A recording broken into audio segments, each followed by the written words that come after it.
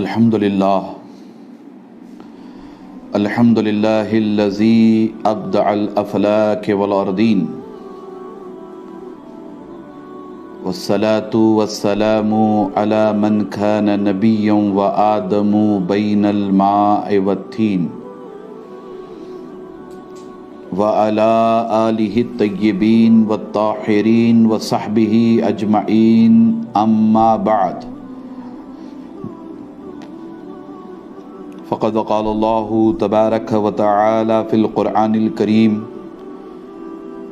اعوذ باللہ من الشیطان الرجیم بسم اللہ الرحمن الرحیم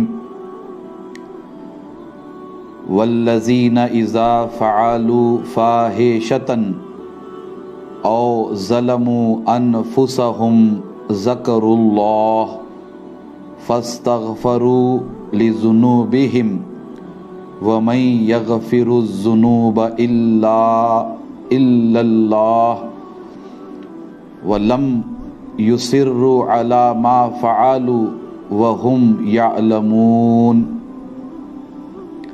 آمنت بِاللَّهِ صدق اللہ العظیم وصدق رسولہ النبی الامین الکریم وَنَحْنُ عَلَى ذَلِكَ لَمِنَ الشَّاهِدِينَ وَالشَّاكِرِينَ والحمد للہ رب العالمین وقال فی شان حبیبہ الکریم علیہ تحیۃ والتسلیم ان اللہ وملائکتہ یصلون علی النبی یا ایہا الذین آمنوا صلوا علیہ وسلموا تسلیما اللہم صلی علی سیدنا و مولانا محمد وعلی آل سیدنا و مولانا محمد طب القلوب والدوائیہا وعافیت الابدان والشفائیہا ونور الابصار والدیائیہا وآلہ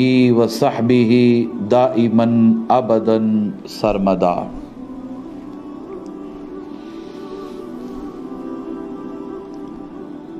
برادران ملت اسلامیہ و عزیزان گرامی قدر،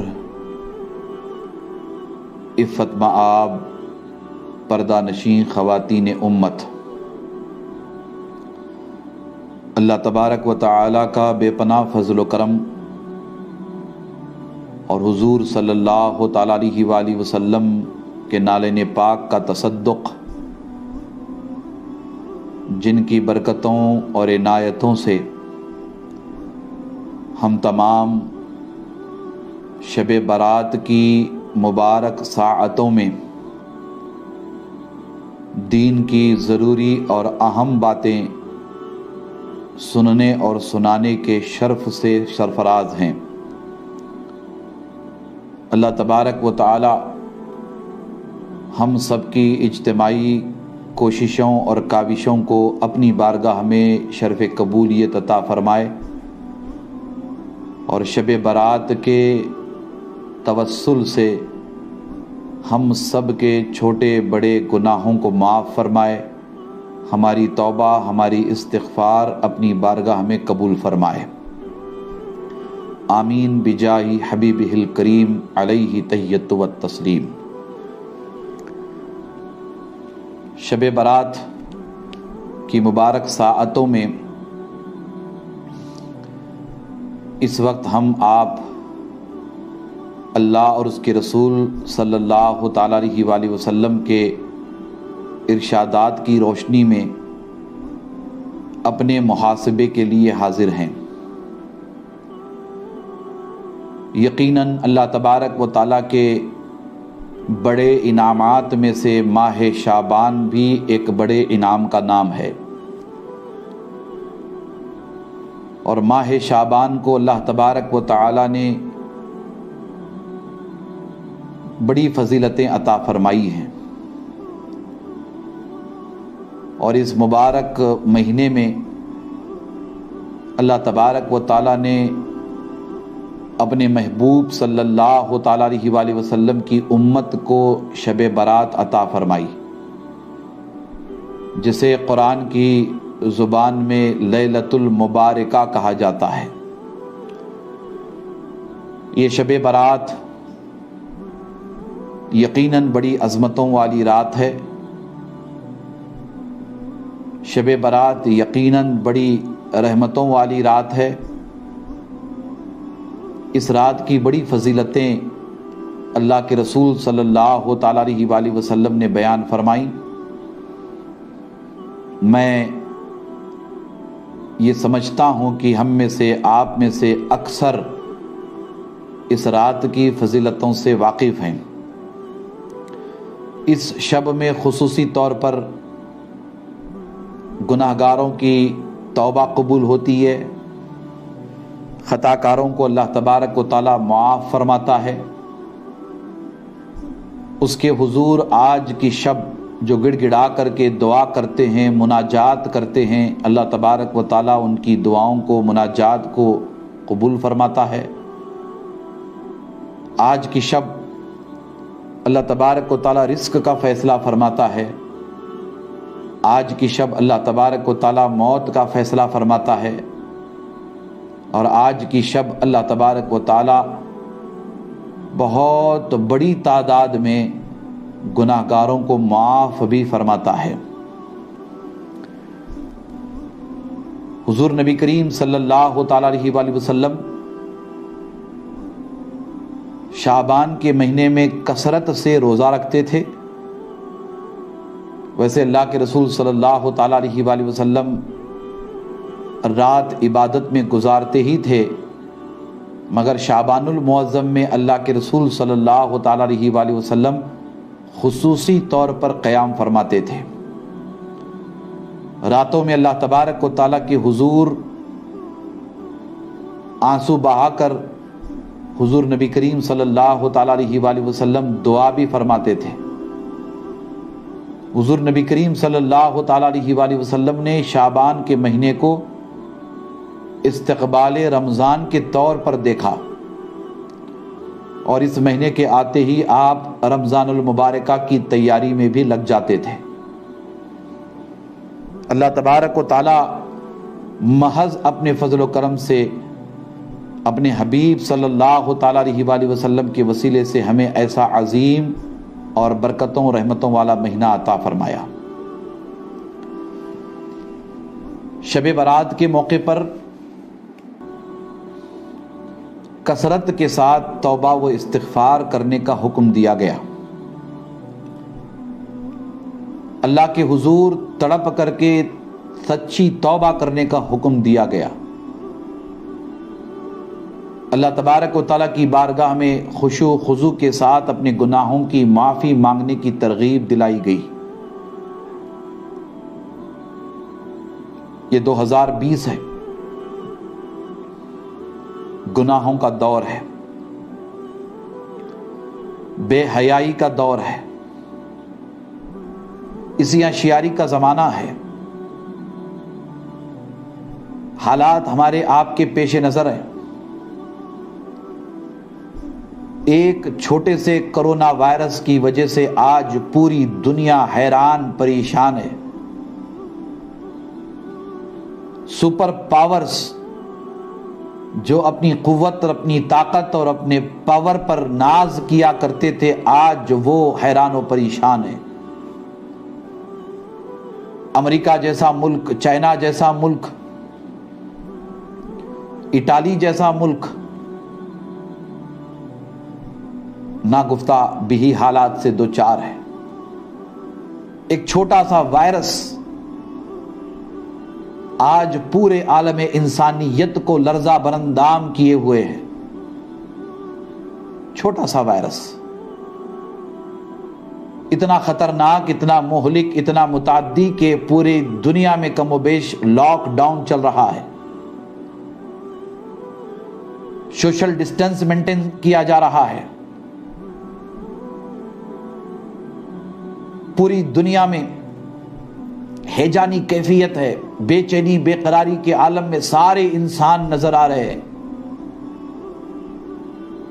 آپ کو معلوم ہونا چاہیے کہ ایسے حالات پیدا ہونے کے جہاں بے شمار اسباب و علل ہیں، ان میں کافی حد تک حضرت انسان اس کا ذمہ دار ہے۔ اللہ کی زمین پر، اللہ کے ملک پر اللہ تبارک و تعالیٰ کی بنائی ہوئی دنیا میں اللہ کی نافرمانی، سرکشی، بے راہ روی کا بازار گرم ہے۔ اللہ کے ملک میں اللہ تبارک و تعالیٰ کے خلاف بغاوت ہے، توحید کے در کو چھوڑ کر کے بت پرستی، شرک کا بازار گرم ہے۔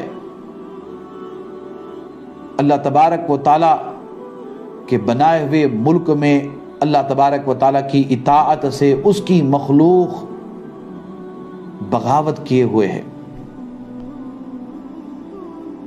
گناہوں کا دور دورہ، بے حیائی کا دور دورہ، عصیاں شیاری کا دور دورہ، جدھر دیکھیں ادھر گناہ، جدھر دیکھیں ادھر بے حیائی، جدھر دیکھیں ادھر فحاشی۔ آپ اٹھائیں قرآن و حدیث پڑھیں، بالخصوص احادیث میں کتاب الفتن پڑھیں، تو آپ کو اچھی طرح معلوم ہوگا کہ اللہ کی زمین پر جب ظلم بڑھ جاتا ہے، اللہ تبارک و تعالیٰ کے ملک میں جب ناانصافی بڑھ جاتی ہے، اللہ تبارک و تعالیٰ کے ملک میں فحاشی، عریانیت، زناکاری بڑھ جاتی ہے، اللہ کی زمین پر بندے جب نافرمان ہو جاتے ہیں، گناہوں میں ڈوب جاتے ہیں، گناہوں کا شکار ہو جاتے ہیں، اللہ تبارک و تعالیٰ فیصلے فرماتا ہے۔ کبھی ظالم اور جابر حکمراں مسلط کیے جاتے ہیں، کبھی معاشی بحران میں پورا عالم انسانیت پھنس جاتا ہے، کبھی کرونا وائرس جیسے امراض پیدا کیے جاتے ہیں۔ یہ اللہ تبارک و تعالیٰ کے فیصلوں میں سے بڑے فیصلے ہیں۔ یہ بھی اگر مان کر چلیں کہ یہ بائیو کیمیکل وار ہے، یہ بھی مان کر کے چلیں کہ دو سپر پاورز کے درمیان جنگ ہے، یا یہ بھی مان کر کے چلیں کہ یہ کسی ملک کی شرارت ہے، یہ ساری باتیں اپنی جگہ، مگر ہم اہل ایمان اس بات پر متفق ہیں کہ اللہ تبارک و تعالیٰ کی مرضی کے بغیر ایک پتا بھی نہیں ہل سکتا۔ آج کی شب یہ مان کر کے ہمیں چلنا ہوگا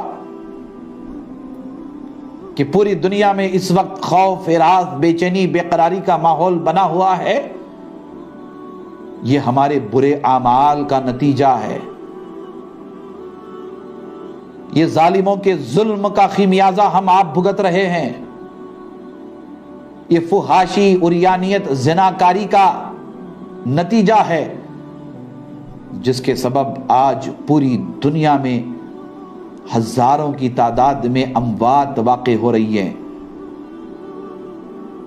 گناہوں کے اس دور میں، عصیاں شیاری کے اس دور میں، نافرمانی کے اس دور میں ہمیں یہی حکم دیا گیا کہ جب اس طرح کے عذابات نازل ہوں، اللہ تبارک و تعالیٰ کی بارگاہ سے اس طرح کے فیصلے ہوں، جیسے کرونا وائرس جیسا ایک وائرس آج پوری دنیا کو پریشان کیے ہوئے،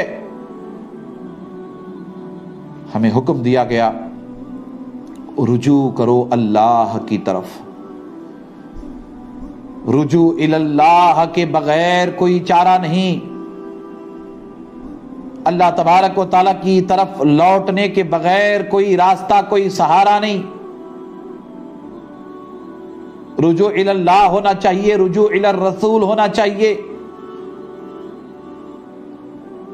ساری دنیا جن حالات میں اس وقت پھنسی ہوئی ہے، اور ساری دنیا کے بڑے بڑے سائنٹسٹ، بڑے بڑے ڈاکٹرز مل کر کے اس وائرس کا حل تلاشنے میں لگے ہوئے ہیں، ہم عالم اسباب میں ہیں۔ اللہ کرے کہ اس کا کوئی حل نکل آئے، اس کی کوئی ویکسین نکل آئے، اس کی کوئی دوا نکل آئے، اس کا کوئی علاج نکل آئے، چونکہ ہم عالم اسباب میں ہیں۔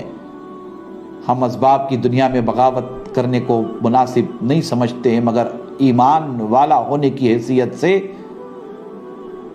رجوع اللہ کی طرف ہماری توجہ ہونی چاہیے۔ ساری دنیا جس مسئلے کے حل کے لیے بے بس اور لاچار نظر آ رہی ہے،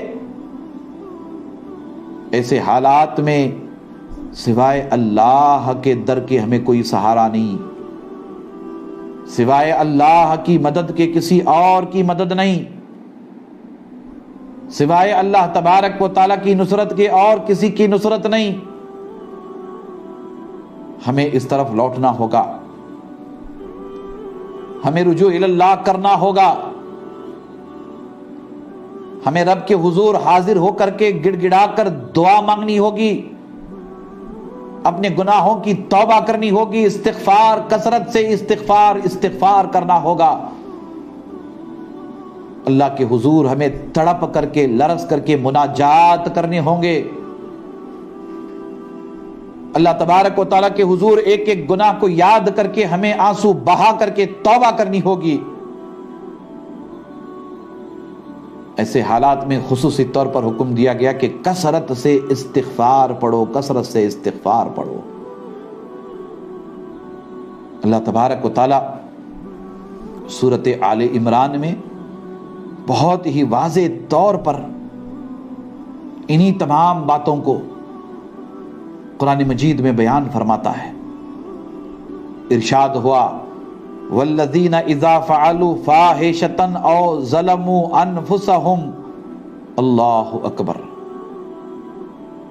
اللہ تبارک و تعالیٰ ارشاد فرما رہا ہے کہ اور یہ ایسے لوگ ہیں کہ جب کوئی برائی کر بیٹھتے ہیں یا اپنی جانوں پر ظلم کر بیٹھتے ہیں، یعنی اللہ کے بندے جب کوئی برائی کر بیٹھتے ہیں، جب کوئی گناہ کر بیٹھتے ہیں اور اپنی جانوں پر ظلم کر بیٹھتے ہیں۔ ظلم کر بیٹھنے کا مطلب یہ کہ اللہ اس کے رسول کی نافرمانی کرتے ہیں، گناہ کرتے ہیں۔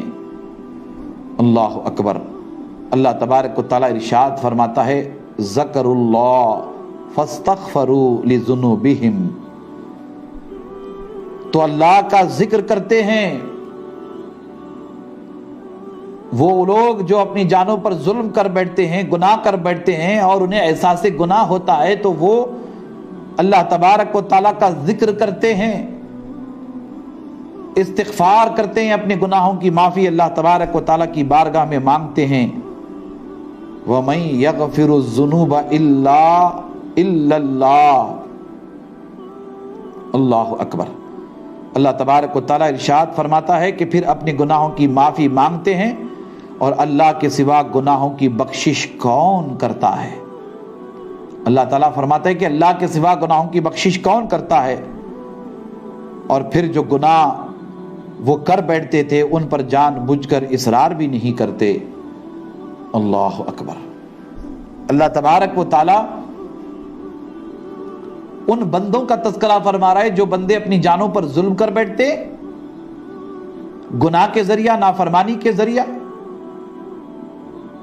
پھر اللہ تبارک و تعالیٰ کی بارگاہ میں رجوع کرتے ہیں، حاضر ہوتے ہیں اللہ کی بارگاہ میں، حاضر ہو کر کے اللہ کا ذکر کرتے ہیں، اپنے گناہوں کی معافی مانگتے ہیں۔ اللہ تبارک و تعالیٰ کے سوا کون گناہوں کو بخشنے والا؟ اللہ تعالیٰ فرماتے ہیں کہ میرے سوا، اللہ کے سوا گناہوں کو بخشنے والا کون ہے؟ مغفرت کرنے والا کون ہے؟ اللہ کے سوا معاف کرنے والا کون ہے؟ اللہ اکبر۔ پھر وہ گناہ کر بیٹھتے ہیں، یعنی انسان کی فطرت میں یہ ہے کہ انسان توبہ کرتا ہے پھر گناہ کر بیٹھتا ہے، پھر توبہ کرتا ہے پھر گناہ کر بیٹھتا ہے۔ یہ لوگ اپنی جانوں پر ظلم کر بیٹھتے ہیں، یہ اللہ کی شدید نافرمانی ہے۔ مگر پھر اللہ تعالیٰ فرماتے ہیں کہ میری بارگاہ میں آ کر توبہ کرنے والے، مجھ سے معافی مانگنے والے، استغفار کرنے والے، میرے سوا بھلا کون ہے انہیں معاف کرنے والا؟ پھر سورۃ آل عمران میں اللہ تبارک و تعالیٰ ارشاد فرماتے ہیں کہ والصابرین والصادقین والقانتین والمنفقین والمستغفرین بالاسحار، اللہ اکبر۔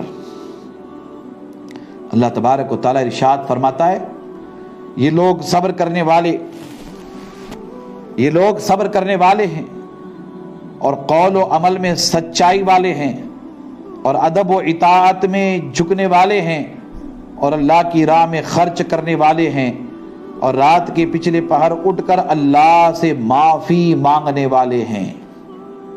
اللہ اکبر۔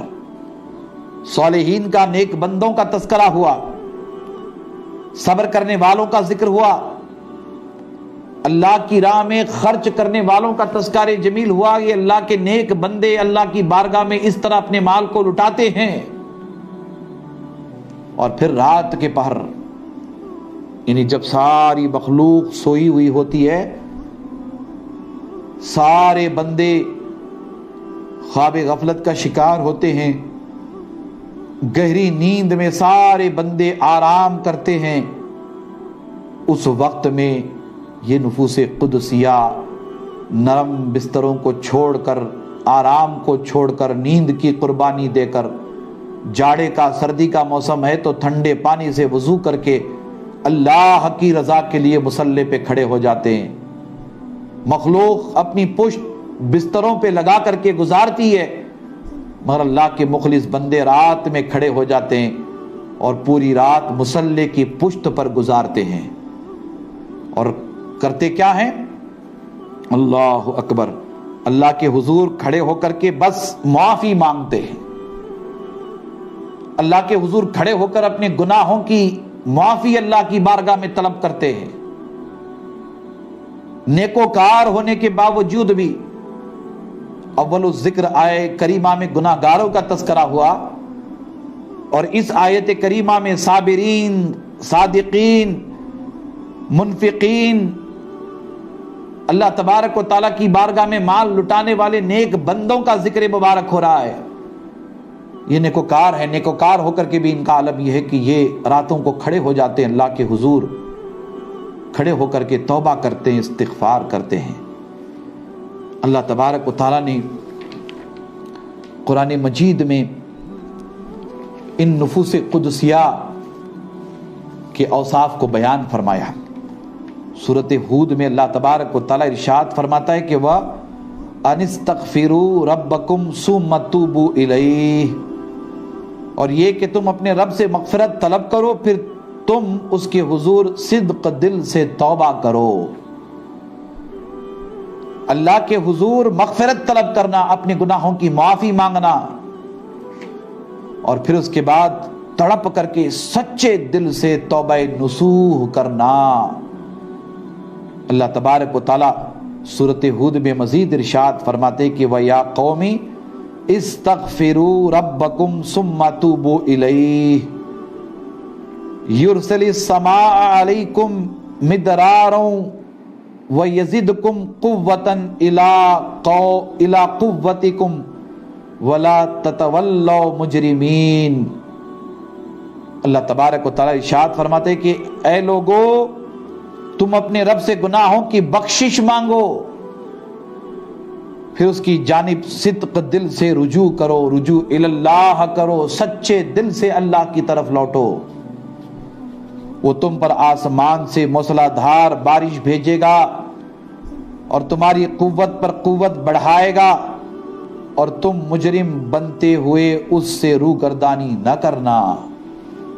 اللہ تبارک و تعالیٰ بشارت دے رہا ہے کہ تم میرے بندے ہو، میری بارگاہ میں آؤ، آؤ میری بارگاہ میں، پہنچو میری بارگاہ میں، توبہ کرو مجھ سے، میری بارگاہ میں استغفار کرو، اپنے گناہوں کی معافی مانگو، استغفار کرو، طلب کرو مجھ سے توبہ کرو، توبہ کر کے مجھ سے معافی مانگو، اپنے گناہوں کی بخشش مجھ سے طلب کرو. اللہ تبارک و تعالیٰ فرماتا ہے کہ صدق دل سے میری طرف رجوع کرو. میں بار بار آپ سے کہہ رہا ہوں کہ رجوع اللہ، اللہ کی طرف لوٹو. جی، کرونا وائرس کے دور میں سب سے بہترین سلامتی والا عمل یہ ہے کہ ہم سب اللہ کی طرف لوٹیں. بحیثیت خیر امت ہم اخلاص بھرے جذبے کے ساتھ رجوع اللہ کریں. کرونا وائرس جیسی ایک بلا نہیں، دنیا کی ہر بلا سے محفوظ مامون رہنے کے لیے ہمیں رجوع اللہ کرنا ہوگا. اور اللہ تبارک و تعالیٰ قرآن مجید میں بار بار رجوع اللہ کا ہمیں حکم دیتا ہے کہ اے بندو، میری طرف لوٹو، مجھ سے دور نہ ہونا، اے بندو مجھ سے جدا نہ ہونا، مایوس نہ ہونا، میری رحمت سے مایوس نہ ہونا. لا تقنطوا من رحمت اللہ، لا تقنطوا من رحمت اللہ، لا تقنطوا من رحمت اللہ کہا گیا.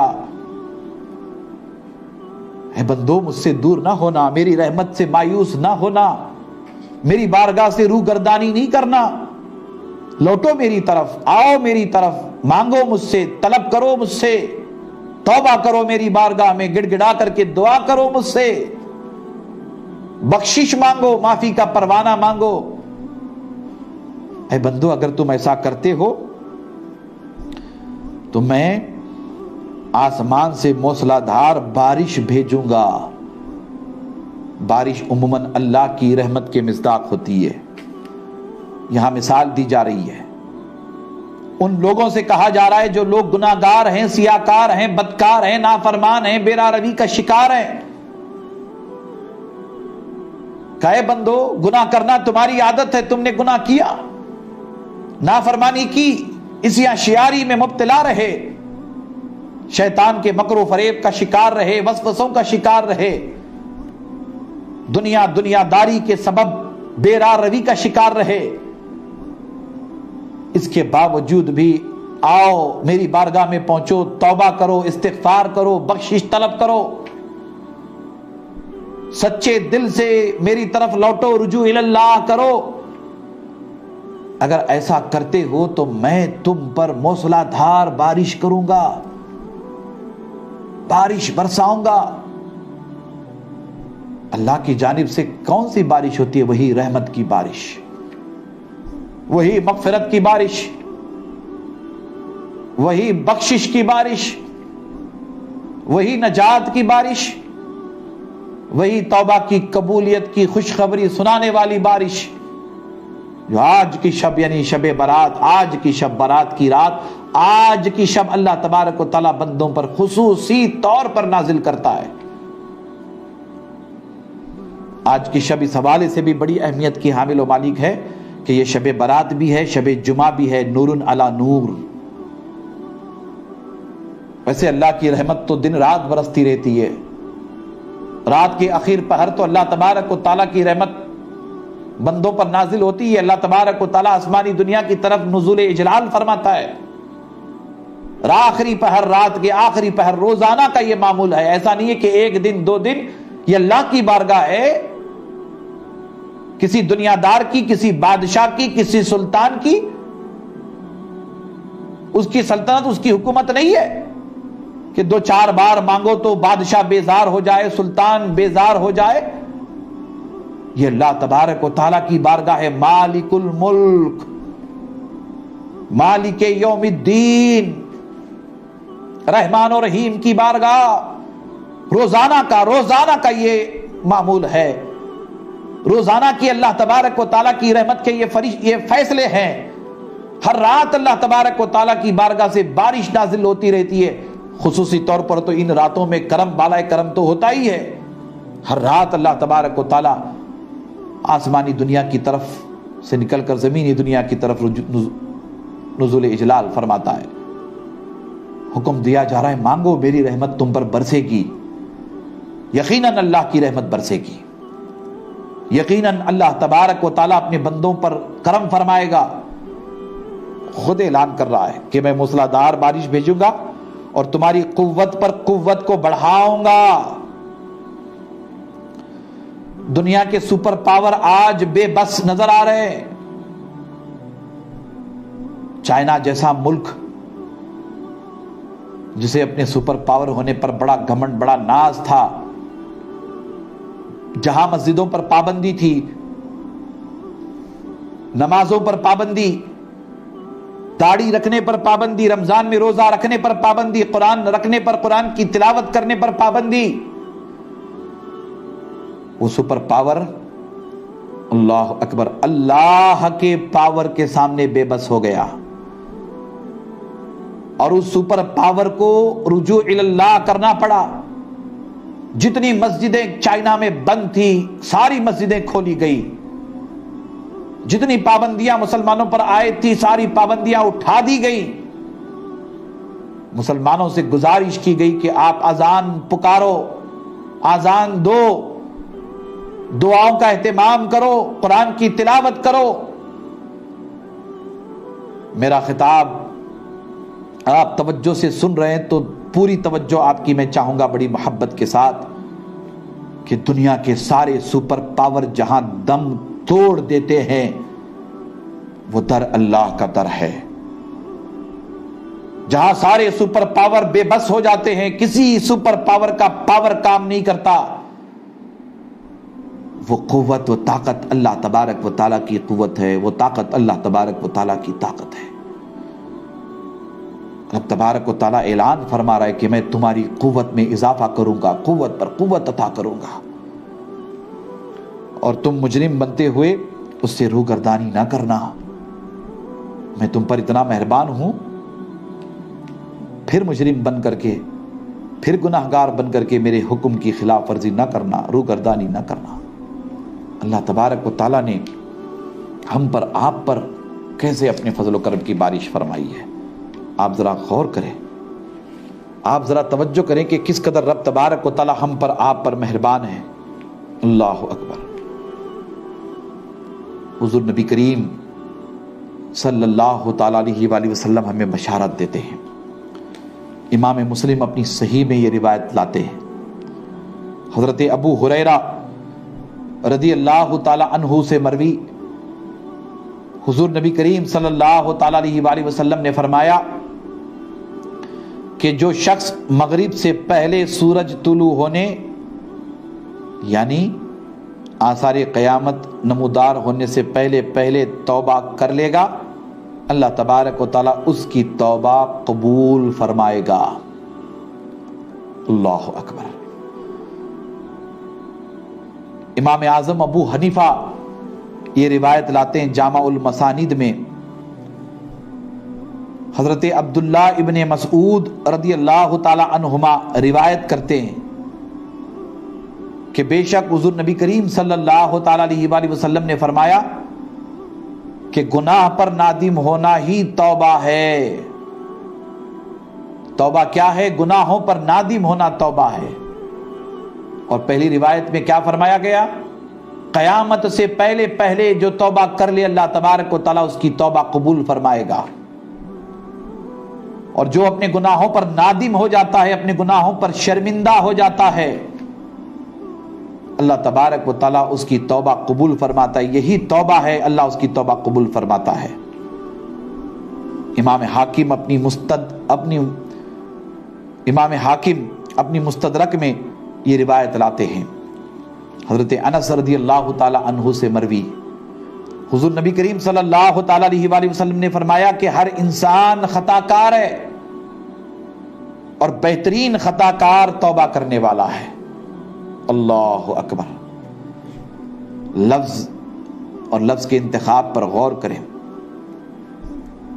ہر انسان خطا کار ہے. انسان کا مطلب ہی مرکب من الخطأ والنسیان. ہر انسان خطا کار ہے. خطا کرنا، گناہ کرنا یہ انسان ہی کا کام ہے. حضور نبی کریم صلی اللہ علیہ وسلم فرماتے ہیں کہ ہر انسان خطا کار ہے اور بہترین خطا کار. خطا کار بھی کوئی بہترین ہوتا ہے؟ کہا نہیں، وہ سارے خطا کار نہیں ہیں. اس خطا کار کو بہترین خطا کار اللہ کے رسول فرما رہے جو خطا کرنے والا اللہ کے حضور توبہ کرتا ہے. اللہ اکبر. اللہ کے حضور جو توبہ کرتا ہے خیر الخاطئین کہا گیا. بہترین خطا کرنے والا. خطا کرنے والے تو بہترین ہو ہی نہیں سکتے. کہ یہ فیصلہ دوسروں کے لیے ہے، یہ فیصلہ تمام خطا کاروں کے لیے، یہ فیصلہ تمام گناہ گاروں کے لیے. وہ تو بہتر ہو ہی نہیں سکتے، وہ تو خطا کار ہے، گناہ گار ہے. مگر بہترین خطا کار اس کے لیے فرمایا جا رہا ہے جو خطا کر کے فوراً توبو الی اللہ، اللہ کے حضور توبہ کر لے. اللہ کے رسول صلی اللہ تعالی علیہ وآلہ وسلم بشارت دیتے ہیں. حضور نبی کریم صلی اللہ تعالیٰ علیہ وآلہ وسلم کی یہ بشارتیں ہم سب کے لیے بڑی اہمیت کی حامل و مالک ہیں۔ اب آپ غور کریں کہ یہ گناہ کرنے کی عادت بڑی خراب عادت ہے، چونکہ گناہ میں بڑی لذت ہوتی ہے۔ انسان جیسے ایک بار جھوٹ بولتا ہے تو جھوٹ بولنے کی عادت پڑ جاتی ہے، اور بار بار جھوٹ بولنا اس کو اچھا لگتا ہے۔ شراب پیتا ہے تو بار بار اس کو شراب پینا اچھا لگتا ہے۔ کہتے نہیں ہے کہ گناہ کی لذت تباہ برباد کر دیتی ہے۔ آدمی زنا کرتا ہے، زنا کی لت اور زنا کی لذت انسان کو تباہ برباد کر دیتی ہے، عادت پڑ جاتی ہے، بڑی لذت زنا میں ہوتی ہے۔ بلکہ مجموعی طور پر کہا جائے تو ہر گناہ ہمیں لذت ہوتی ہے، ہر گناہ میں۔ سود کا کاروبار دیکھیے، اچھے اچھے لوگ آج کی تاریخ میں سود کا کاروبار کرتے جی، اپنے آپ کو دیندار کہنے والے، حاجی نمازی کہلوانے والے، سماج میں جن کی بڑی عزت ہوتی ہے، لوگ بہت ہی عزت کی نگاہ سے دیکھتے ہیں۔ حاجی صاحب ہیں، حج کر کے آئے ہیں، سال میں ایک مرتبہ عمرہ کرنے کے لیے جاتے ہیں، بڑے مالدار ہیں، مگر اس کے باوجود بھی دیکھا جاتا ہے کہ سود کا کاروبار ہے۔ لذت ہوتی ہے سود کے کاروبار میں، بڑی آسانی کے ساتھ انسان پیسہ کماتا ہے، شیطان کا راستہ ہے۔ جوا ہے، جوئے میں ہم دیکھتے ہیں بڑی تعداد میں آج بھی مسلمانوں میں ایک طبقہ ایسا ہے جو جوا کھیلنے میں مصروف ہے، تباہ برباد ہوتا ہے، مگر لذت ہے، لت پڑی ہوئی ہے جوا کھیلنے کی۔ اللہ اکبر۔ میں جن گناہوں کا تذکرہ کر رہا ہوں یہ گناہ عام گناہ ہیں، اور اس کی عادت پڑی ہوئی ہے۔ اب آپ دیکھیں کہ ایک گناہ کرتے ہیں تو اس کا خمیازہ کیسے بھگتنا پڑتا ہے۔ وہ ایک چھوٹا گناہ یعنی طرف انسان کو لے جاتے ہیں، چھوٹے گناہ انسان کو بڑے گناہ کی طرف لے جاتے ہیں۔ آپ غور کریں، توجہ کریں، امام ترمذی اپنی جامع میں یہ روایت لاتے ہیں، حضرت ابو ہریرہ رضی اللہ تعالی عنہ سے روایت ہے، حضور نبی اکرم صلی اللہ تعالی علیہ وآلہ وسلم نے فرمایا کہ مومن جب کوئی گناہ کرتا ہے تو اس کے دل پر ایک سیاہ نشان بن جاتا ہے۔ اللہ اکبر۔ کوئی گناہ جب مومن کرتا ہے تو اس کے دل پر ایک سیاہ نشان یعنی کالا نشان آ جاتا ہے اس کے دل پر۔ پھر اگر وہ توبہ کر لے تو وہ گناہ ہٹ جاتا ہے، یعنی اگر وہ توبہ کر لے تو وہ داغ اس کے دل پر لگا ہوا ہے وہ داغ ہٹ جاتا ہے، مٹ جاتا ہے، اور استغفار کرے تو اس کا دل صاف ہو جاتا ہے۔ سچی توبہ کر لے، معافی مانگے اللہ سے، استغفار کی کثرت کرے تو وہ دل پر جو گندگی لگی ہوئی تھی اللہ تبارک و تعالیٰ استغفار کے پانی سے وہ ساری گندگی دھل دیتا ہے۔ لیکن اگر وہ ڈٹا رہے اور زیادہ گناہ کرے تو یہ نشان بڑھتا جاتا ہے۔ توبہ نہیں کی، استغفار نہیں کیا، رجوع اللہ نہیں کیا، ڈٹا رہا، گھمنڈی کے ساتھ رہا، توجہ نہیں کی، غفلت کیا، ایسے ہی گناہ کرتا رہا، حضور نبی کریم صلی اللہ علیہ وسلم ارشاد فرماتے ہیں کہ وہ نشان، کالا نشان بڑھتا چلا جاتا ہے یہاں تک کہ اس کے پورے دل کو اپنی لپیٹ میں لے لیتا ہے۔ جیسا کہ میں نے کہا کہ گناہوں میں بڑی لذت ہوتی ہے، یہ لذت پورے دل کو لپیٹ لیتی ہے، اور یہی وہ رعان، زنگ ہے، عربی میں رعان کہتے ہیں یعنی زنگ ہے، جس کا ذکر اللہ تبارک و تعالیٰ نے اپنی کتاب قرآن مجید میں فرمایا ہے، کلا بل رعان علی قلوبہم ما کانوا یکسبون۔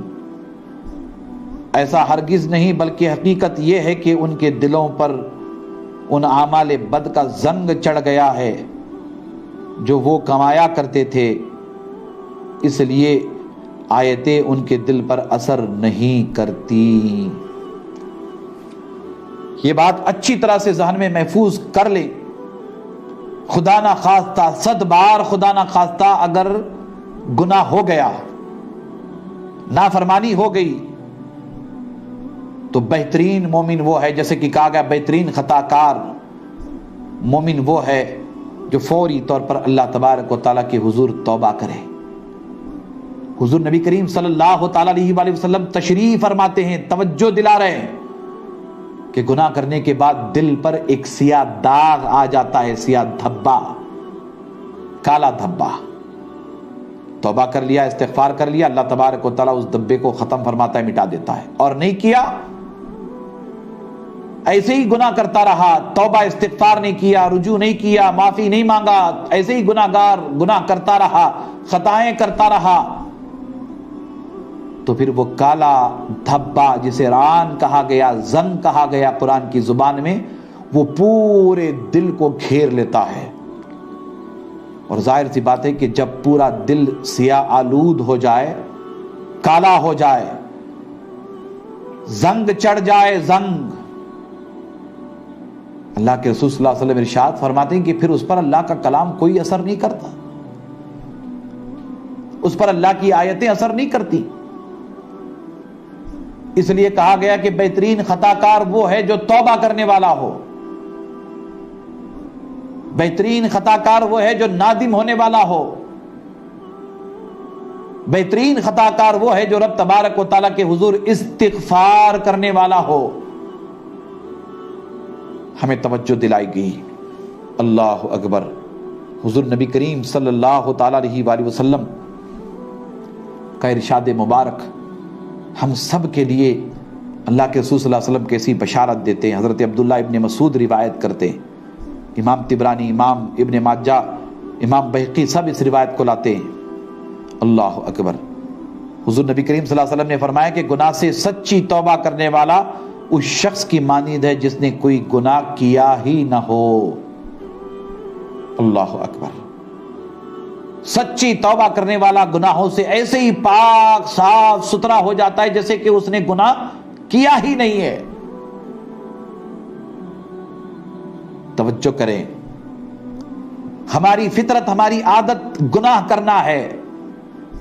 اگر ہمیں احساس گناہ ہو جائے کہ ہم نے گناہ کیا اور ہم نے جو کچھ کیا وہ اللہ کی نافرمانی ہے، یہ احساس ہو جائے، اللہ کی بارگاہ میں حاضر ہو کر کے سچی توبہ کر لی، معافی مانگ لیا، اللہ کے رسول صلی اللہ علیہ وسلم بشارت دیتے ہیں کہ بس وہ ایسا ہے، گناہوں سے ایسے پاک ہو جاتا ہے جیسے اس نے کوئی گناہ کیا ہی نہیں ہے۔ اللہ اکبر۔ ایک بڑی عجیب و غریب روایت بخاری شریف اور مسلم شریف میں آئی، گرچہ اسے آپ نے بارہا سنا ہوگا، میں استفادے کے لیے آپ حضرات کی خدمت میں عرض کر رہا ہوں۔ توجہ کریں، اللہ کی رحمت کیسے بہانہ تلاشتی ہے۔ جیسے توبہ، اللہ اکبر، توبہ آپ نے کر لی، سچی توبہ کر لی، اللہ کی رحمت نازل ہوگی، اللہ کرم فرمائے گا۔ بزرگوں نے یہی فرمایا، احادیث کی شرح لکھنے والوں نے، شارحین نے یہی ہماری آپ کی رہبری رہنمائی کی کہ گناہ سے نادم ہو کر جو بندہ توبہ کرتا ہے، استغفار کرتا ہے، وہ سمجھ لے کہ جسے اللہ توفیق توبہ دیتا ہے، اللہ تبارک و تعالیٰ اس کی توبہ کو قبول بھی کر لیتا ہے۔ شرط یہ ہے کہ اس کی توبہ توبہ نصوح ہو۔ اور سچی توبہ کیسی؟ جیسے آپ نے جھوٹ بولنے سے توبہ کی کہ اے اللہ، میں تیری بارگاہ میں سچی نیت کر کے خشوع و خضوع کے ساتھ سچی توبہ کرتا ہوں، مولا میں آج کے بعد جھوٹ نہیں بولوں گا۔ آپ نے توبہ کر لی، اللہ نے قبول فرما لی، اللہ نے قبول فرما لی۔ اس کی کیا دلیل ہے؟ اس کی دلیل یہ ہے کہ آپ اپنی زندگی میں پھر پلٹ کر کے جھوٹ نہ بولیں۔ اگر آپ اپنی زندگی میں پلٹ کر کے جھوٹ نہیں بولتے ہیں تو سمجھ لیں کہ اللہ تعالیٰ نے آپ کی توبہ اپنی بارگاہ میں قبول کر لی اور آپ نے سچی پکی توبہ کر لی۔ اس علامت کو یاد رکھنا، اس نشانی کو یاد رکھنا۔ اب آپ دیکھیں، متفق علیہ روایت حضرت ابو سعید خدری رضی اللہ تعالی عنہ روایت کرتے ہیں، حضور نبی اکرم صلی اللہ تعالیٰ علیہ وآلہ وسلم نے فرمایا کہ بنی اسرائیل میں سے ایک شخص تھا جس نے 99 قتل کیے تھے. 99 قتل. بارہا آپ نے علماء سے یہ روایت سنی ہوگی, توجہ کا طالب ہو. 99 قتل کیے تھے, اور پھر یہ مسئلہ پوچھنے نکلا تھا کہ اس کی توبہ قبول ہو سکتی ہے یا نہیں. آپ اندازہ کریں کہ اتنا بڑا قاتل, اتنا بڑا ظالم جابر, 99 قتل جس نے کیے ہوں, کتنا بڑا گناہگار ہوگا, کتنا بڑا ظالم ہوگا. اب وہ چلا ہے اللہ تبارک و تعالیٰ کی بارگاہ میں توبہ کرنے کے لیے, مگر وہ مسئلہ پوچھنا چاہتا تھا. وہ ایک راہب کے پاس آیا اور اس سے پوچھا, راہب سے پوچھا کہ کیا اس سے گناہ جو اس نے 99 قتل کیے, توبہ کی کوئی صورت ممکن ہے؟ اللہ اکبر. اس نے جو 99 گناہ کیے ہیں, راہب سے وہ پوچھتا ہے کہ توبہ کی کوئی صورت ہے؟ اتنے گناہ میں نے کیے, اتنے قتل کیے ہیں, اب میں اللہ سے معافی مانگنا چاہتا ہوں, کوئی صورت ہے, کوئی راستہ ہے؟ وہ راہب کہتا ہے نہیں. جواب دیتا ہے کہ نہیں, اتنے گناہ کر کے تم کس منہ سے اللہ کی بارگاہ میں جاؤ گے؟ اتنی خطائیں کی ہیں, اب تم اللہ کی بارگاہ میں توبہ کرو گے؟ نہیں, اللہ معاف نہیں کرے گا. اللہ اکبر. بسا اوقات میں یہاں رک کر کے آپ سے عرض کرنا چاہوں گا کہ بسا اوقات بہت سارے نام نہاد لوگ اپنے آپ کو بڑا عالم, بڑا مفتی, بڑا پیر تصور کرنے والے کبھی کبھی ایسے جذبات میں آ جاتے ہیں اور ایسے فیصلے کرنے والے ہو جاتے ہیں جو فیصلے بندوں کے لیے شائع نشان نہیں, ایسے فیصلے تو اللہ کے شائع نشان ہیں. بعض لوگ اس غلط فہمی کا شکار ہو جاتے ہیں. مفتی صاحب ہیں تو مسند افتاء پہ بیٹھے ہوئے ہیں اور ایسے فیصلے کر دیتے ہیں جو فیصلے ان کے لیے قطعی طور پر قابل قبول نہیں ہے, وہ تو اللہ کی شائع نشان ہے. اب اس نے گناہ کیا, احساس گناہ ہوا, اب وہ توبہ کرنا چاہتا ہے. راہب کو یہ حق کہیں سے پہنچتا ہے کہ وہ کہے کہ نہیں, وہ کوئی صورت نہیں ہے معاف کرنے کی, کوئی صورت ہے ہی نہیں توبہ کے قبولیت کی. یہ اختیار بندوں کو کس نے دیا؟ کس نے دیا یہ اختیار بندوں کو؟ یہ تو اللہ کی شان ہے. غفار اللہ ہے, ستار اللہ ہے, یہ تو شان اللہ کی ہے. اللہ اکبر. اس راہب نے جواب دیا کہ نہیں, کوئی صورت نہیں ہے. وہ قاتل جو 99 لوگوں کا قاتل تھا, وہ ظالم, اس نے اس راہب کو بھی قتل کر دیا. اس نے سوچا کہ یہ 99 کی گنتی ادھوری کیوں رہے, 100 کی گنتی پوری کیوں نہ کر لی جائے. اس راہب کو بھی اس نے قتل کر دیا. 100 لوگوں کا قاتل, 100 جانیں جس نے لی, 100 لوگوں کا قاتل. اللہ اکبر. پھر اس نے ایک بار اور ایک شخص سے پوچھا, ایک شخص سے اس کی ملاقات ہوئی. ایک عرصہ گزرا, ایک وقت گزرا, پھر اس کی ایک ملاقات ایک آدمی سے ہوئی, اور وہ آدمی درویش ٹائپ کا تھا, قلندر جیسا آدمی تھا, ایک فقیر جیسا آدمی, سرمستی میں رہنے والا. اس سے ملاقات ہوئی. اس شخص سے اس نے سارا ماجرا سنایا کہ میں 100 لوگوں کا قاتل ہوں, کیا کوئی صورت ہے بخشش کی؟ کیا کوئی صورت ہے توبہ کے قبولیت کی؟ کیا کوئی امید ہے کہ رب تبارک و تعالیٰ مجھے معاف کر دے؟ میں تو 100 لوگوں کا قاتل ہوں, 100 انسانوں کا قاتل ہوں. اس نے ایک درویش سے, ایک قلندر سے بات کی, سوال کیا. اللہ اکبر. اس شخص نے اس قاتل سے فرمایا کہ تم فلاں بستی میں جہاں نیک لوگ رہتے ہیں وہاں چلے جاؤ۔ اللہ اکبر۔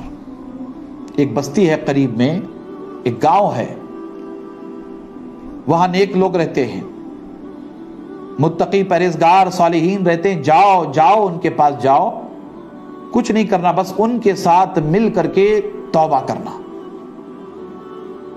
وہ نیک لوگ بستی میں اللہ کی عبادت میں مصروف ہیں، توبہ و استغفار میں مصروف ہیں، تم جانا اس بستی میں، کچھ کرنا نہیں، بس اس بستی میں جانا، ان لوگوں کے ساتھ مل بیٹھنا، مل بیٹھ کر کے بس تم توبہ کرنا، استغفار کرنا۔ کیا مقصود تھا؟ مقصود یہ تھا کہ تمہاری توبہ، تمہاری دعا تو باب اجابت تک نہیں پہنچے گی، اس لیے کہ تم 100 لوگوں کے قاتل ہو،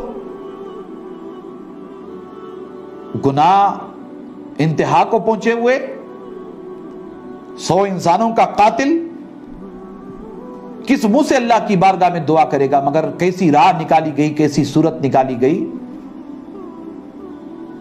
کہا وہ بستی نیک لوگوں کی بستی ہے، اہل اللہ وہاں رہتے ہیں، صالحین وہاں رہتے ہیں، جاؤ ان لوگوں کے ساتھ مل بیٹھ کر کے دعا کرنا۔ جب تم دعا ان کے ساتھ کرو گے تو تمہاری دعا میں ایسی کوئی تاثیر نہیں ہے، تمہاری دعا میں ایسی کوئی قوت نہیں ہے، تمہاری دعا ایسی نہیں ہے کہ وہ باب اجابت تک پہنچے، مگر نیک لوگوں کے ساتھ بیٹھنا، ان کی بستی میں جانا، ان کی سنگت میں رہنا، ان کے قدموں میں بیٹھنا، ان کے ساتھ دعا کرنا، ان کے ساتھ عبادت کرنا، ان کے ساتھ استغفار کرنا، تمہاری دعا تو ایسی نہیں ہے، مگر جب ان کی دعا کے ساتھ تمہاری دعا بھی باب اجابت تک جائے گی تو تمہاری دعا تو باب اجابت تک جانے کی قوت صلاحیت نہیں رکھتی ہے، مگر ان کی دعائیں تمہاری دعا کو باب اجابت تک لے جائے گی، اور ان نیک لوگوں کی دعا کے ساتھ اللہ تمہاری دعا بھی قبول فرما لے گا۔ یہ مقصد تھا۔ حدیث پاک کے الفاظ پر غور کریں، اللہ اکبر۔ وہ شخص اس بستی کی طرف روانہ ہوا، لیکن ابھی نصف راستے میں بھی نہیں پہنچا تھا کہ اس کی موت واقع ہو گئی۔ اللہ نے فیصلہ کر دیا اس کا، آدھا راستہ بھی ابھی طے نہیں کیا تھا، اس کی موت واقع ہو گئی، مر گیا۔ اللہ اکبر، موت واقع ہو گئی، مر گیا۔ رحمت اور عذاب کے فرشتوں میں جھگڑا ہونے لگا، یعنی ایک طرف رحمت کے فرشتے بھی آ گئے، ایک طرف عذاب کے فرشتے بھی آ گئے، دونوں میں اختلاف شروع ہوا۔ بخاری مسلم کی متفق علیہ روایت آپ کو سنا رہا ہوں، دونوں میں اختلاف شروع ہوا، رحمت کے فرشتوں میں اور عذاب کے فرشتوں میں اختلاف شروع ہوا کہ کون اس کی روح لے جائے گا۔ رحمت کے فرشتے وہ اپنی ساتھ اس روح کو لے جانا چاہتے تھے، عذاب کے فرشتے وہ اس کی روح کو اپنے ساتھ لے جانا چاہتے تھے۔ پس اللہ تعالیٰ نے اس بستی کو جہاں وہ توبہ کرنے کے لیے جا رہا تھا حکم دیا کہ اس کی ناش کے قریب ہو جائے، اور دوسری بستی کو اللہ تبارک و تعالیٰ نے حکم دیا جہاں سے وہ نکلا تھا کہ اس کی ناش سے، اس کی لاش سے دور ہو جائے۔ پھر اللہ تعالیٰ نے فرشتوں سے فرمایا کہ اب دونوں کا فاصلہ دیکھو، جس طرف کا فاصلہ کم ہو اسے اس بستی کے رہنے والوں کے حساب میں ڈال دو، اور جب فاصلہ ناپا گیا تو اس بستی کو جہاں وہ توبہ کرنے جا رہا تھا ایک بالشت ناش سے زیادہ قریب پایا، اور اللہ تبارک و تعالیٰ نے اس کی مغفرت کر دی۔ اللہ تبارک و تعالیٰ نے خود زمین کو حکم دیا، جدھر نیکوکاروں کی بستی تھی ادھر کا فاصلہ کم کر دیا، ادھر کا فاصلہ بڑھا دیا جہاں سے وہ چلا تھا۔ فرشتوں کو راستہ ناپنے کا حکم فرمایا، اور پھر خود نے فیصلہ فرما دیا کہ جدھر پیمائش کم ہو، لاش ہے، ناپو، ناپ کر کے دیکھو، جدھر مطلب ہے کہ زمین کا حصہ کم پائے ادھر کو اس کو ڈال دینا۔ اللہ نے اس کی رحمت نے خود فیصلہ فرما دیا، اور جب پیمائش ہوئی، ناپا گیا تو وہ نیک لوگوں کی بستی کے قریب پایا گیا۔ اللہ تبارک و تعالیٰ نے اس کی مغفرت کر دی۔ روایت اپنی جگہ پوری ہو گئی، بنیادی طور پر تو اس روایت سے یہی بات آپ کی ہماری سمجھ میں آتی ہے کہ اگر 100 لوگوں کا قاتل بھی ہو، اتنا بڑا گناہگار بھی ہو، اگر وہ سچی توبہ کرنے والا ہے تو اللہ تبارک و تعالیٰ اس کی توبہ قبول فرمائے گا. پہلی بات. دوسری بات یہ کہ کسی کے جنتی ہونے اور کسی کے جہنمی ہونے کا اختیار اللہ تبارک و تعالیٰ نے نہیں دیا. اللہ کی رحمت تو بندوں کے لیے بہانہ تلاشتی ہے. رحمت حق بہانہ می جوید، رحمت حق بہا نبی جوید. اللہ کی رحمت بہانہ تلاشتی ہے اور اللہ کی رحمت بغیر بہانے کی بھی نازل ہوتی ہے. اللہ تبارک و تعالی رحمان رحیم کریم ہے، غفار ہے، ستار ہے. وہ بہانہ تلاشتا ہے. رائی کے دانے کے برابر اگر بہانہ مل جائے، اللہ تبارک و تعالی پہاڑوں سے بھی بڑے گناہوں کو معاف کر دیتا ہے. یہ بنی اسرائیل کا قاتل اس دور کا، کیا نیکی اس نے کی تھی؟ دوسرا پہلو دیکھیں اس کا، کیا نیکی اس نے کی تھی؟ کیا وہ زندگی پوری اطاعت میں گزارا تھا؟ وہ تو 100 لوگوں کا قاتل تھا. کتنی نمازیں اس نے پڑھی تھی؟ کیا وہ شب زندہ دار تھا؟ کیا وہ صائم الدہر تھا؟ دن میں روزہ رکھنے والا تھا؟ کیا وہ کثرت سے سجدہ کرنے والا، کثرت سے ذکر و اذکار کرنے والا تھا؟ نہیں، قطعی طور پر نہیں. اس کی زندگی تو پوری گناہوں میں گزری تھی. 100 لوگوں کا قاتل، بتائیے کتنا بڑا گناہگار ہوگا. اور اللہ کی رحمت پر قربان جائے. اللہ کی رحمت بہانہ تلاشتی ہے. اور کیسا بہانہ؟ اس نے اس قلندر سے ملاقات کی، اس صالح بندے سے ملاقات کی. اس نے رہبری رہنمائی کی کہ تیرے پاس تو ایسا کوئی سرمایہ نہیں ہے، مگر جس بستی میں نیک لوگ رہتے ہیں وہاں جا، ان کے ساتھ مل کر کے عبادت کر، دعا کر، توبہ کر. اللہ تبارک و تعالیٰ ان نیک لوگوں کی بستی کی وجہ سے، اللہ والوں کی صحبت کی وجہ سے، اللہ والوں کے ساتھ نماز ادا کرنے یا اللہ والوں کے ساتھ عبادت کرنے کی برکت سے اللہ تیری توبہ قبول فرمائے گا. یہی اس نے رہبری رہنمائی کی اور ایسا ہی ہوا. وہ تو ابھی چل پڑا تھا. حدیث کے الفاظ کیا ہیں پہلے کہ ابھی آدھا راستہ بھی نہیں ہو پایا تھا. اللہ تعالیٰ اگر عدل فرماتا تو عدل کی وجہ سے پیمائش ہوتی تو وہ گناہگار بخشش کے لائق قطعی قرار نہ پاتا. اس کی رحمت نے بہانہ تلاشا اور وہ زمین جو اللہ والوں کی بستی کی طرف جا رہی تھی اس زمین کو چھوٹا کر دیا، ادھر کی زمین کو بڑھا دیا اور اس کے حق میں رحمت کا فیصلہ فرمایا. اللہ نے اس کے گناہوں کو معاف کر دیا. اس روایت سے ہمارے بزرگوں نے یہی بات ہمیں سمجھائی ہے کہ تمہارے اعمال تو ایسے نہیں ہیں کہ رب تبارک و تعالیٰ تمہاری توبہ، تمہاری دعائیں اپنی بارگاہ میں قبول کرے. بخاری مسلم کی روایت ہے، اگر دعائیں قبول کروانا ہو، توبہ استغفار قبول کروانا ہو تو ایسی بستی میں جاؤ جہاں اللہ والے رہتے ہیں، اللہ کے نیک بندے رہتے ہیں، صالحین رہتے ہیں. ایسی بستی میں جاؤ جا کر کے وہاں ان کے یہاں رہ کر کے دعا کرو. ہم لوگ پاگل نہیں ہیں جو بغداد شریف جاتے ہیں، وہ لوگ دیوانے نہیں ہیں جو اجمیر شریف حاضر ہوتے ہیں، وہ لوگ بے وقوف نہیں ہیں جو بندہ نواز ہاشم پیر کی زیارت کے لیے حاضر ہوتے ہیں. اللہ والوں کی بارگاہ میں حاضری کے لیے سفر کر کے جاتے ہیں.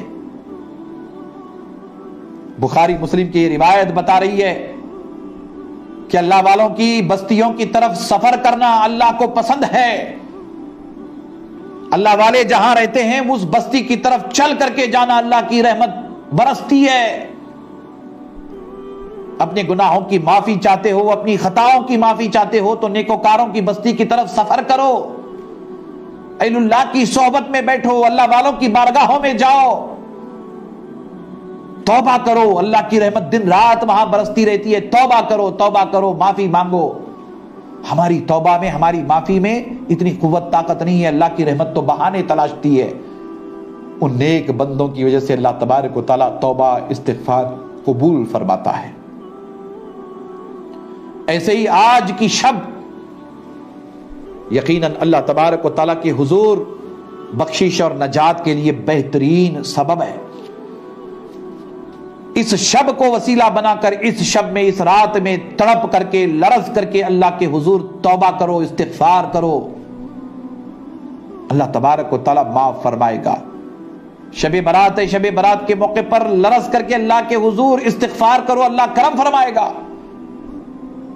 آپ نے روایتیں سنی، سماعت کی، اللہ اکبر۔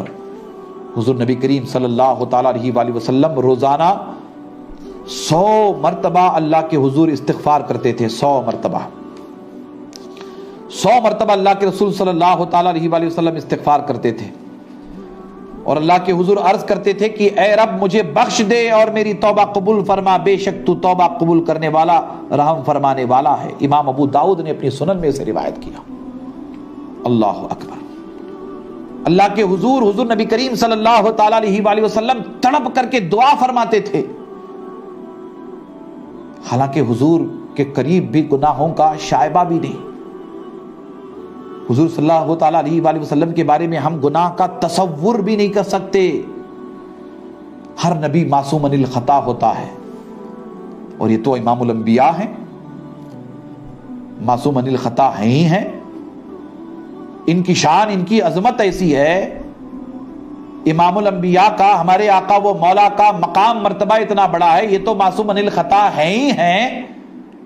ارے ان کے نام میں، ان کے واسطے میں، ان کے وسیلے میں ایسی تاثیر ہے کہ ان کے نام کا واسطہ دے کر کے اگر دعا کی جاتی ہے، اللہ تبارک و تعالیٰ گناہگاروں کی دعائیں نام محمد کے وسیلے سے قبول فرماتا ہے۔ جیسا کہ آپ نے خطابات میں حضرت آدم علیہ السلام کی روایت سماعت کی، جب سارے انسانوں کے باپ آدم علیہ السلام کی توبہ نام محمد صلی اللہ تعالیٰ علیہ وآلہ وسلم کے وسیلے سے قبول ہوتی ہے۔ اگر ہم وفادار اولاد ہیں تو ہمیں اپنے جد، اپنے باپ کی سنت پر عمل کرتے ہوئے حضور کے واسطے وسیلے سے اللہ کی بارگاہ میں دعا کرنی چاہیے۔ اور جو واسطے وسیلے سے بھاگتے، وہ بھاگیں، جہاں جانا چاہتے ہیں جائیں، جدھر جانا چاہتے ہیں جائیں۔ دنیا فیصلہ کرتی ہے کہ وہ اپنے باپ کی وفادار اولاد نہیں ہے۔ وفادار اولاد تو وہی ہے جو اپنے باپ کی سنت پر، باپ کے طریقے پر عمل کرے۔ اور حضرت آدم علیہ السلام نے ہمیں بتایا کہ دعا قبول کرانا چاہتے ہو، توبہ قبول کرانا چاہتے ہو تو نام محمد صلی اللہ علیہ وسلم کا واسطہ دے دو۔ حضور 100 مرتبہ اللہ کی بارگاہ میں توبہ کرتے ہیں، اس کا معنی مطلب ہماری توبہ نہیں ہے، گناہوں کی بخشش یا معافی نہیں ہے، بلکہ حضور اللہ کی بارگاہ میں توبہ کرتے ہیں تو اس سے درجات کی بلندی ہے۔ ہم توبہ کرتے ہیں تو ہمارے گناہوں کو معاف کیا جاتا ہے، اور حضور توبہ کرتے ہیں تو حضور کی توبہ کی برکتوں سے اللہ حضور کے درجات کو بلند فرما دیتا ہے۔ وَلَلْآخِرَةُ خَيْرٌ لَكَ مِنَ الْأُولَىٰ۔ اللہ اکبر، اللہ اکبر۔ بات اچھی طرح سے سمجھ لیں، غلط فہمی کا شکار نہ ہو۔ ہم توبہ کرتے ہیں تو ہماری توبہ کا مطلب ہمارے گناہوں کی معافی، ہمارے گناہ معاف ہوتے ہیں۔ اور حضور دن میں 100 مرتبہ توبہ کرتے ہیں، چونکہ اللہ کو توبہ پسند ہے، حضور اس لیے توبہ کرتے ہیں تو حضور کی توبہ سے اللہ حضور کے درجات کو بلند فرما دیتا ہے۔ وَرَفَعْنَا لَكَ ذِكْرَكَ، اللہ تبارک و تعالیٰ حضور کے درجات کو بلند فرما دیتا ہے، حضور کے ذکر کو بلند فرما دیتا ہے۔ اللہ اکبر۔ حضور نبی کریم صلی اللہ تعالیٰ علیہ وآلہ وسلم تڑپ کر کے اللہ کے حضور توبہ کرتے تھے، لرز کر کے اللہ کے حضور توبہ کرتے تھے۔ ہمیں چاہیے کہ ہم اس طرف خصوصی توجہ کریں، اللہ تبارک و تعالیٰ کی بارگاہ میں تڑپ کر کے سچی توبہ کرنے والے بنے۔ حضرت فاروق اعظم رضی اللہ تعالیٰ عنہ نے بیان فرمایا کہ کثرت سے توبہ کرنے والوں کے پاس بیٹھا کرو، کیونکہ ان کے دل نہایت ہی رحم ہوتے ہیں، نرم ہوتے ہیں۔ کیا فرماتے ہیں فاروق اعظم؟ کثرت سے توبہ کرنے والوں کے پاس بیٹھا کرو۔ کثرت سے توبہ کرنے والے خوش نصیب لوگ ہوتے ہیں، اور اللہ جنہیں توفیق دیتا ہے وہی کثرت سے استغفار پڑھتے ہیں۔ حضرت فاروق اعظم کا یہ قول کہ ان کے دل بڑے نرم ہوتے ہیں، یعنی وہ صالحین ہیں، اہل اللہ ہیں، نیک بندے ہیں۔ حضرت فاروق اعظم ارشاد فرماتے ہیں کہ اپنے نفسوں کا محاسبہ کرو قبل اس کے کہ تمہارا محاسبہ کیا جائے. پتہ ہے نا ہم لوگ گورنمنٹ سے ڈر کر کے گورنمنٹ کے اصول ضوابط پر عمل کرتے ہوئے ہر فائنینشیل ایئر کے اینڈ پر یعنی 31 مارچ پر ہم اپنے کاروبار کا آڈٹ کرواتے ہیں اور پھر اس کے بعد انکم ٹیکس ڈپارٹمنٹ کو پیش کرتے ہیں. حساب ہر سال کرتے ہیں, ہر سال حساب کرتے ہیں. مثال دے رہا ہوں, ہر سال حساب کرتے ہیں. اچھی بات ہے, ملک کے قوانین پر عمل کرنا چاہیے, ملک کے قوانین کی روشنی میں اپنا حساب کتاب کلیئر رکھنا چاہیے, بہت ہی اچھی بات ہے. حضرت فاروق اعظم ارشاد فرماتے ہیں کہ اپنے نفسوں کا محاسبہ کرو, تمہارے دن رات کیسے گزرے اس کا محاسبہ کرو, تمہارے مہینے کیسے گزرے, تمہارے سال کیسے گزرے اس کا محاسبہ کرو, حساب کرو قبل اس کے کہ یوم الحساب آ جائے. اپنا محاسبہ کرو. عقل مند آدمی اسی کو کہتے ہیں, عقل مند مسلمان اسی کو کہتے ہیں کہ محاسبہ سے قبل محاسبہ ہو جائے. اور اپنے نفسوں کو تو تولو یعنی تزکیہ کرو قبل اس کے کہ تمہیں تولا جائے یعنی جواب دہی کے لیے طلب کیا جائے. تزکیہ نفس کرو, اپنے نفس کو پاک صاف ستھرا کر لو اس سے پہلے کہ تمہارے نفس کا حساب کتاب کر لیا جائے, موت آ جائے. حضرت ابو ہریرہ فرماتے ہیں کہ میں حضور نبی کریم صلی اللہ علیہ وسلم سے بڑھ کر استغفار کرنے والا کسی شخص کے پاس نہیں بیٹھا. یہ صحابہ کے اقوال آپ کو سنا رہا ہوں. حضور صلی اللہ تعالیٰ علیہ وآلہ وسلم سے بڑھ کر کے توبہ و استغفار کرنے والا کوئی شخص مجھے نہ ملا. حضرت ابو ہریرہ کا قول رضی اللہ تعالیٰ عنہ. حضرات گرامی, یہ ساری تفصیل سننے کے بعد بحیثیت خیر امت, اللہ کا بندہ ہونے کی حیثیت سے ہمیں فوراً توبہ کر لینی چاہیے, استغفار کر لینا چاہیے, رجوع الی اللہ کرنا چاہیے, گڑ گڑا کر کے تڑپ کر کے اللہ تبارک و تعالیٰ کے حضور معافی مانگنا چاہیے. خصوصی طور پر آج کی رات معافی مانگنا چاہیے. پھر ایسے مواقع نہیں آتے, پھر ایسی مبارک ساعتیں نہیں ملتی. شب برات کے موقع پر سچی توبہ کر لی جائے تاکہ ہم آپ مل کر کے استقبال رمضان کر سکیں. رمضان آنے والا ہے, رمضان کی تیاری کر سکیں. شب برات کے موقع پر اپنے گناہوں کی سچی معافی اللہ کی بارگاہ میں مانگی جائے تاکہ ہم رمضان اچھی طرح سے گزار سکیں. رمضان میں دل نہیں لگ رہا ہے, روزہ رکھنے کے لیے طبیعت تیار نہیں ہے, تراویح کے لیے سستی کاہلی ہوتی ہے, رمضان میں نیک کام کرنے کے لیے سستی کاہلی ہوتی ہے, عبادت کرنے کے لیے سستی ہوتی ہے. کر دو, شب برات سے ہی اس کی تیاری شروع کر دو. آج کی سب سچے دل سے توبہ کرو. اللہ توبہ قبول کرنے والا, گناہوں کو معاف کرنے والا رب ہے, رحمان رحیم کریم غفار اور ستار ہے. مجھے امید ہے کہ آپ تمامی حضرات آج کی شب خصوصیت کے ساتھ توبہ و استغفار کریں گے. آج کی شب کے معمولات میں ہمارے بزرگوں نے ہم سے فرمایا کہ ایک تو کثرت سے توبہ و استغفار کرنا ہے, نفل نماز ادا کرنے کی توفیق ہو جائے تو کثرت سے نفل نماز بھی ادا کر لو, صلاۃ التوبہ بھی ادا کر لو, اللہ تبارک و تعالیٰ کے حضور سچی توبہ کرو, استغفار کرو, کثرت سے استغفار کرو. آیت کریمہ پڑھ سکتے ہو تو کثرت سے آیت کریمہ بھی پڑھو. معصورہ دعائیں یاد ہے تو معصورہ دعائیں کرو. قرآن مجید کی تلاوت آج کی شب کرنا چاہتے ہو تو بہترین عبادت قرآن مجید کی تلاوت کرو،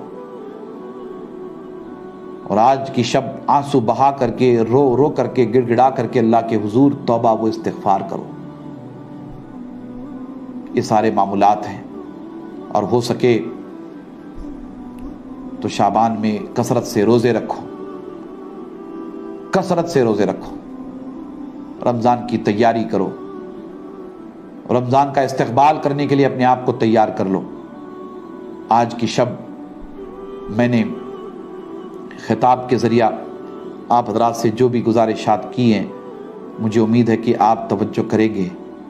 اس لیے بھی ہم سب کو توجہ کرنے کی ضرورت ہے کہ یہ دور کرونا وائرس کا دور چل رہا ہے، مہلک اور متعدی مرض، خطرناک مرض، بڑا خطرناک مرض۔ اس مرض سے جو مر جاتے ہیں، میڈیا کے ذریعہ، سوشل میڈیا کے ذریعہ، اخبارات کے ذریعہ آپ ہم جسم کے رونگٹے کھڑے کر دینے والے واقعات پڑھتے ہیں۔ بامبے میں ایک شخص کا انتقال ہوا کرونا وائرس سے،